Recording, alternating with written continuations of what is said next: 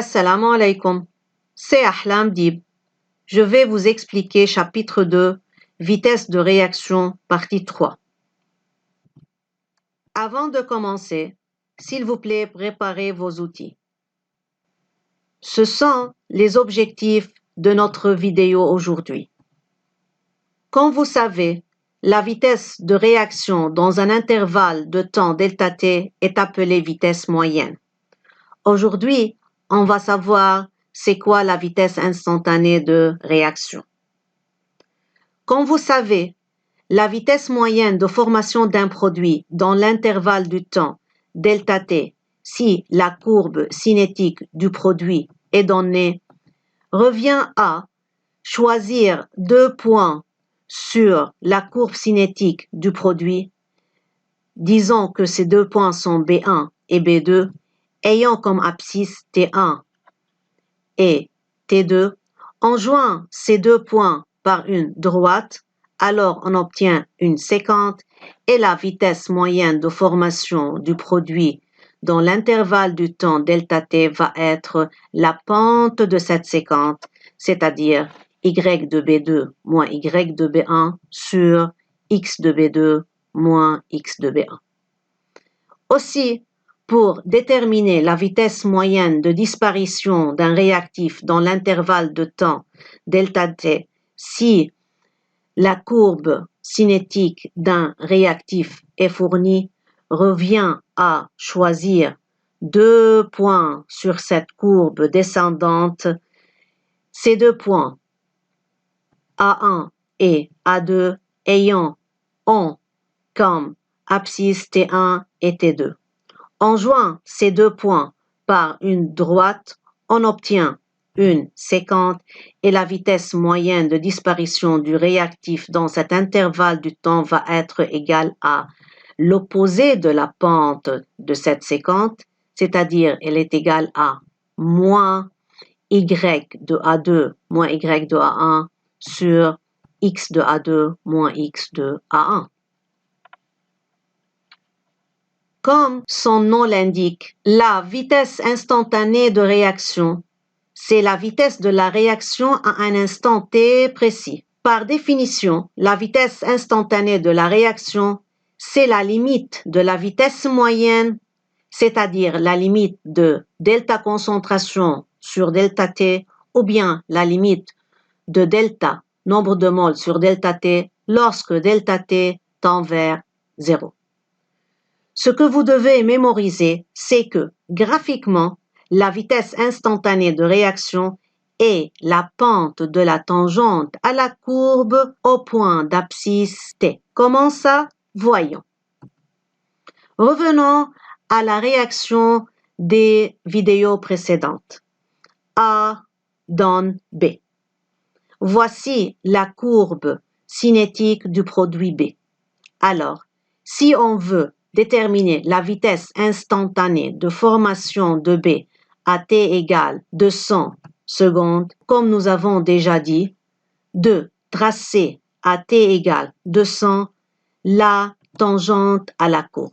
Voici la tangente à la courbe. On choisit sur cette tangente deux points B1 et B2. On détermine les coordonnées de B1 et de B2 et la vitesse instantanée de formation de B à t égale 200 va être égale à la pente de cette tangente, c'est-à-dire à y de B2 moins y de B1 sur x de B2 moins x de B1. Donc, graphiquement, la vitesse instantanée de formation de B qui est un produit à un instant t est égale à la pente de la tangente à la courbe concentration de B égale f de t au point d'abscisse t égale 200 secondes. Maintenant, pour déterminer la vitesse instantanée de disparition de A, qui est un réactif ici, on écrit vitesse instantanée de disparition de A à t égale 200 égale, on regarde la courbe cinétique du réactif A, à t égale 200 à cet instant précis, on trace la tangente à la courbe. On choisit 2 points sur cette courbe. On peut choisir ces 2 points qui touchent les axes des abscisses et l'axe des ordonnées. On choisit 2 points sur cette tangente. On peut choisir les points qui coupent les axes. On a le point A1 et le point A2. Et dans ce cas, la vitesse instantanée de disparition de A à t égale 200 va être égale à l'opposé de la pente de cette tangente, c'est-à-dire à moins y de A2 moins y de A1 sur x de A2 moins x de A1. Alors, ce qu'il faut mémoriser, c'est que graphiquement, la vitesse instantanée de disparition d'un réactif de A, qui est ici un réactif, à t égale 200, ou bien à t précis, est égal à l'opposé de la pente de la tangente à la courbe concentration de A égale f de t au point d'abscisse t égale 200. La vitesse instantanée de la réaction à t égale 200 secondes va être égale à la vitesse instantanée de disparition de A à cet instant, ou bien elle est égale à la vitesse instantanée de formation de B à cet instant. Alors, en général, pour une réaction chimique dont les coefficients stoichiométriques des réactifs et des produits sont différents de 1 et à un instant précis t, la vitesse instantanée de la réaction est égale à la vitesse instantanée de disparition de A sur le coefficient stoichiométrique de A est égale à la vitesse de disparition de B sur le coefficient stoichiométrique de B est égale à la vitesse de formation de C sur le coefficient stoichiométrique, petit c, est égale à la vitesse de formation de D sur le coefficient stoichiométrique de D. L'évolution de la vitesse instantanée de réaction. Comment varie la vitesse instantanée de réaction avec le temps? On donne ici la courbe cinétique du produit B. On trace 3 tangentes ici, dans 3 temps T1 à T égale 0, T2 après et T3. On sait que, par définition, la vitesse instantanée, c'est la pente de la tangente. Ça, c'est la pente de la tangente à la courbe. On remarque que cette pente diminue avec le temps, alpha 1 plus grand que alpha 2 plus grand que alpha 3, alors la vitesse de réaction diminue avec le temps. Si une courbe cinétique du réactif est donnée, on trace 3 tangentes à la courbe à 3 instants différents et on dit que la vitesse instantanée est égale à l'opposé de la pente de la tangente puisqu'il s'agit d'une courbe cinétique de réactif. L'opposé de la pente de la tangente diminue avec le temps. Alpha 1 plus grand que alpha 2 plus grand que alpha 3, alors la vitesse de réaction diminue avec le temps. Faites attention que pour toutes les réactions chimiques, la vitesse diminue avec le temps. Chaque réaction chimique est caractérisée par un instant où l'avancement X atteint la moitié de sa valeur maximale. Prenons cette réaction chimique et les courbes cinétiques du réactif et du produit. Essayez de savoir le temps de demi-réaction pour cette réaction chimique à partir de cette définition. Votre réponse est-elle de 150 secondes? Est-ce que vous avez divisé le temps de la réaction 500 par 2 pour savoir T1,5? Malheureusement, votre réponse n'est pas correcte. Faites attention que T1,5 n'est pas égal à la moitié du temps pour atteindre X maximal. Mémorisez que toujours T1,5 est plus petit que T de la réaction sur 2. Alors ici, T1,5 va être plus petit que 250 secondes. Pourquoi ça? Tout simplement, on a déjà vu que la vitesse de la réaction diminue avec le temps et la vitesse est maximale à T0. Donc, puisque la vitesse de réaction diminue avec le temps, alors la consommation de la première moitié du réactif limitant prend moins du temps que celle de la deuxième moitié.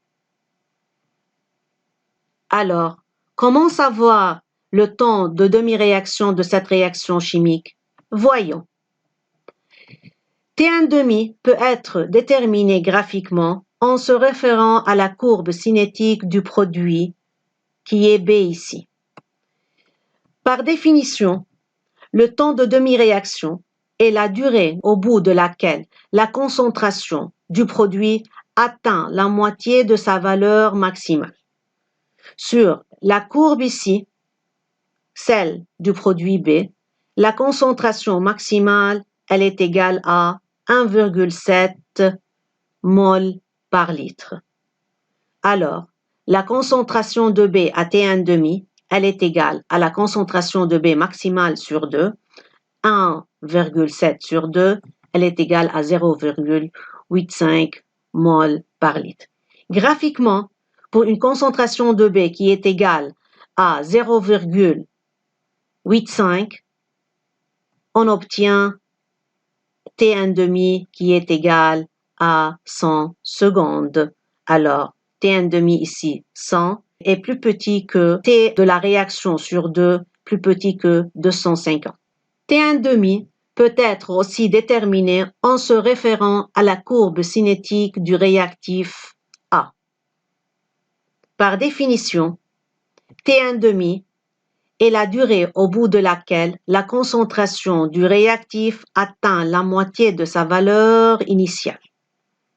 Sur cette courbe, la valeur initiale de A est égale à 1,7. Alors, d'après la définition, la concentration de A à T égale 1,5 égale la concentration initiale sur 2 est égale 1,7 sur 2 est égale 0,85 mol par litre. Graphiquement, pour A égale 0,85, T1,5 égale 100 secondes. Faites attention, chers élèves. Si le mélange des réactifs n'est pas stoichiométrique, alors T1,5 est défini relativement au réactif limitant. Application numéro 4 de la fiche. Prenez 2 minutes pour résoudre partie A. La solution de cette partie est, d'après la stoichiométrie de la réaction, la vitesse instantanée de disparition de N2O sur 3 est égale à la vitesse instantanée de disparition de C2H2 sur 1 est égale à la vitesse instantanée de formation de N2 sur 3 est égale à la vitesse instantanée de formation de CO sur 2 est égale à la vitesse instantanée de formation de H2O sur 1. Alors, la vitesse instantanée de disparition de N2O est égale à 3 fois la vitesse instantanée de formation de H2O est égale à 3 fois 0,1, 0,3. L'unité, faites attention, c'est mol, litre moins 1, seconde moins 1, comme celle de H2O. De même pour C2H2 et N2 et CO.